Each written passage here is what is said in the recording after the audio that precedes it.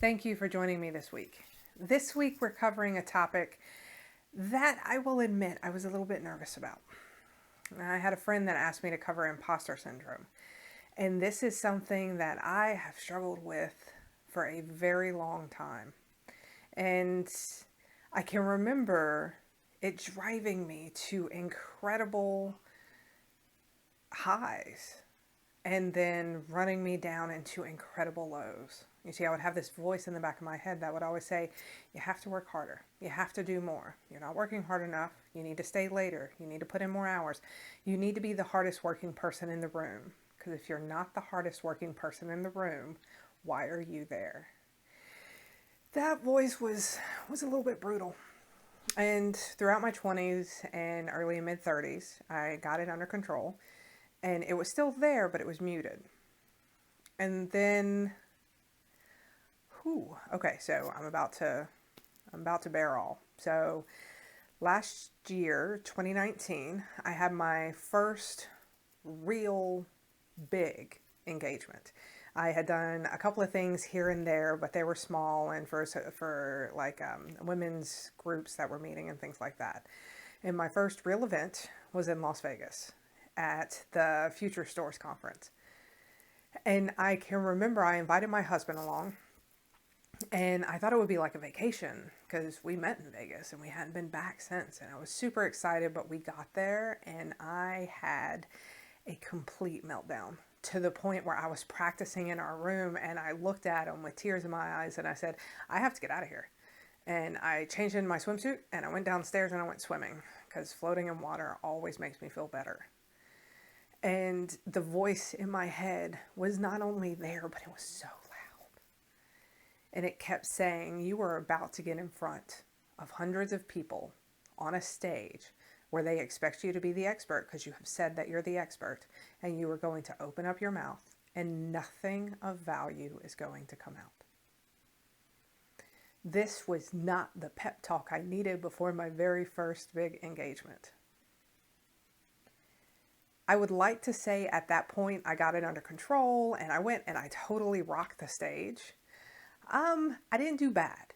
Like, I made it through, people laughed, it was a good time.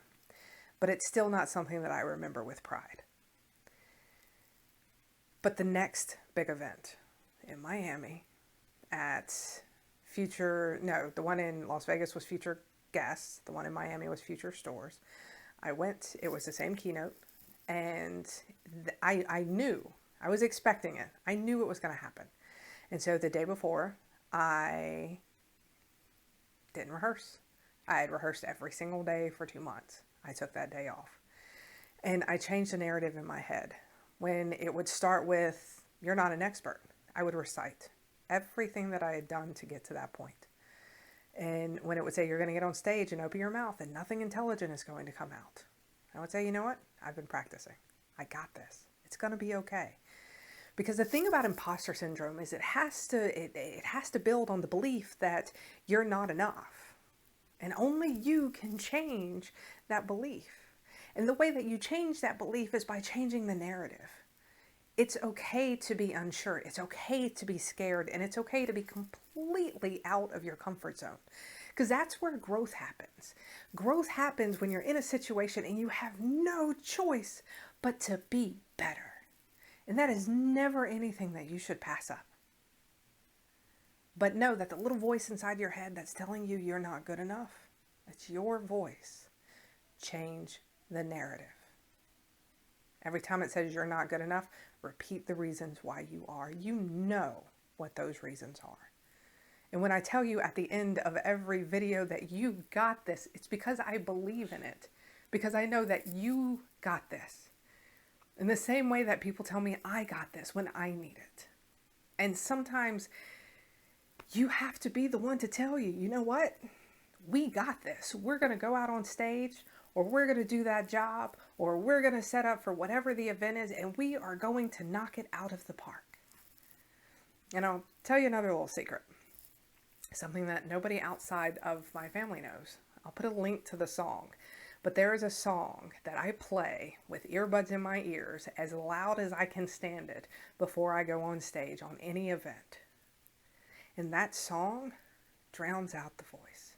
That song at that volume is probably not good for my ears, but it drowns out the voice and it puts my headspace where it needs to be. Find the routine that works for you. But remember, when that voice is telling you that you're not good enough, it's your voice. Take control of it and tell yourself the truth. Because you are good enough. And you do have this. Thank you for joining me for this week. Man, this is one that I got pretty worked up on. Thank you for joining me for this week. I enjoyed our conversation. If you want to reach out, as always, you're more than welcome. Don't forget to leave what you learned in the comments. And remember, you got this.